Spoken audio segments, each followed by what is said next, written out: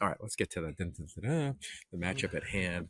Rose Bowl. Ashley Adamson cut up here in a minute. We just finished media days here and in downtown LA. Tomorrow I'll be at the Rose Bowl with Urban Meyer and Kenyon Barner. And then we got a pregame show and a postgame show. I got a variety of roles, Jim. I'm going to be interviewing players on the field, going to interview the losing coach, and then I'm going to be on the set. So I'll be running all game along. But for you, when you prepared for this playoff matchup against these two Big Ten teams, what are you thinking? Well, it's interesting. I mean, obviously, the first thing that your mind is going to do is think back to the game from October, and how are things going to be different from that. And it was interesting when you guys had Chip Kelly on set. He talked about how both these teams are completely different teams from that point. You have so much more film to watch from that. So I thought it was interesting that even though you have seen it up close and personal with your own eyes as a coaching staff, you're still taking all of that. It doesn't seem to outweigh what you're going to watch with the rest of these games. Now, as I said earlier, Ohio State. I mean, that was a dominant performance against Tennessee. They led 21-0 at the end of the first quarter. It was the only game this season that Ohio State had against another Power Four, Power Five opponent where they had 300 passing yards and 150 rushing yards. So I mean, their offense was clicking on every part of it. And the funny part of it is they were coming off their worst offensive performance of the entire season in the previous game against Michigan. So the last time these teams played, we saw all the stars do their thing. I mean, Will Howard was great. Smith and Ibuka were great.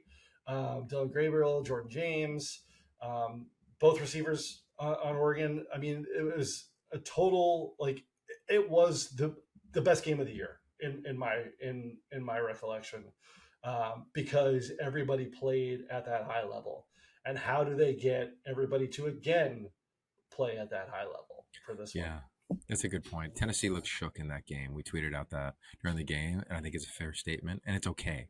It's a different environment on the road, playoff atmosphere, first of of of its kind. Oregon will not feel that way.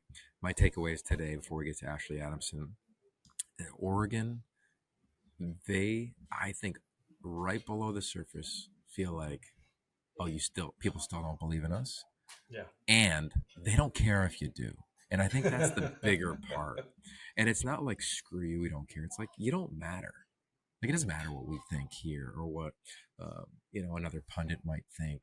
I think they're really keyed into that because they didn't play well their last time out, especially on defense. They left stuff out there.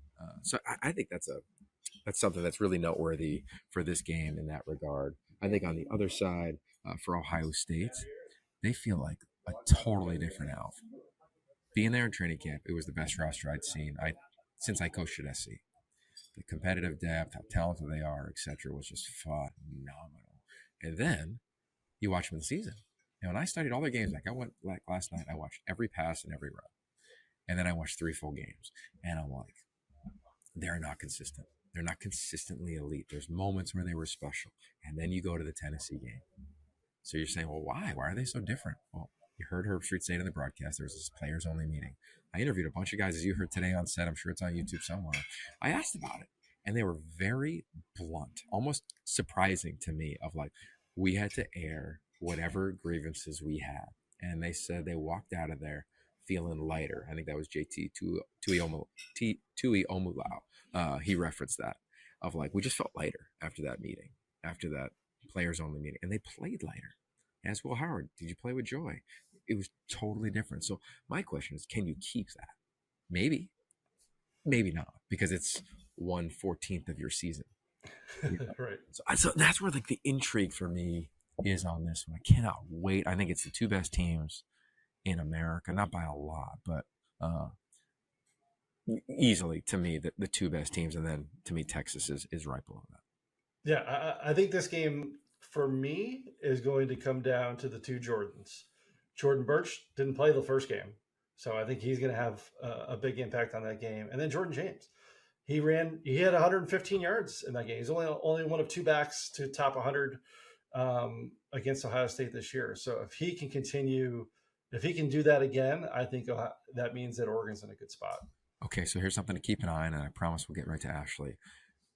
I went back and watched Ohio State as I referenced. They made changes defensively since they played against Oregon. The biggest change, just to be general, and I'm kind of talking quietly. I don't know if I hope you can hear me because I'm in this Yeah, we get ballroom you. again. And I'm like, who's here? But this is what I evaluated was that they're playing with like a middle safety, kind of like Kansas or Iowa State does. And this middle safety is playing inside linebacker. Sometimes he'll be deep. To me, if I was calling it, I would have a camera. It's often Caleb Downs. They're all everything safety, defensive back. How is Oregon going to account for him? To me, the way I would do it, and I think the best teams do it, is they assign somebody to block him in the run game. So he's not just free. So that means as a wideout, you might have to take a flatter path to work your way up the field. If he's playing deep third, okay, you got to take a different angle, or maybe it's on an offensive lineman or a tight end. Like to me, that has to be the accountable thing, and that's different because Ohio State will move. They'll move their front. They'll move their safeties. They'll rock and roll different guys. So like that is, if I was Herb Street in this one, and I'm sure he'll be on it, I would be circling that. And that first question I would ask Will Stein in the production meeting would have been, how do you navigate this unique look now that you're going to see?